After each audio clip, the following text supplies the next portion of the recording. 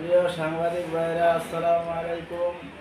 আমি মোহাম্মদ ইউনুস মুন্সি, আমার ছেলে মোহাম্মদ কামরুল মুন্সি, গ্রাম লখাইরচর, থানা মুকসুদপুর, জেলা গোপালগঞ্জ।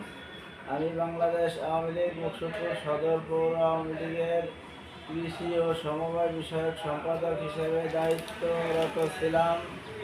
আমার ছেলে মোহাম্মদ কামরুল মুন্সি পৌরসভাধীন ১ নং ওয়ার্ড আওয়ামী লীগের প্রচার সম্পাদক হিসেবে দায়িত্বরত ছিল। আমি এবং আমার ছেলে মুকসুদপুর আওয়ামী লীগের সঙ্গে সকল প্রকার পদ থেকে অদ্য 29/8/2025 তারিখ হইতে অব্যাহতি দিলাম। আজ থেকে আওয়ামী লীগের সঙ্গে আমাদের আর কোনো সম্পর্ক নেই এবং ভবিষ্যতেও থাকবে না। আমরা দৃঢ়ভাবে জানাইতেছি যে আমি ও আমরা দেশের স্বাধীনতা, সার্বভৌমত্ব ও জনগণের স্বার্থ রক্ষায় সর্বদা অঙ্গীকারবদ্ধ থাকব।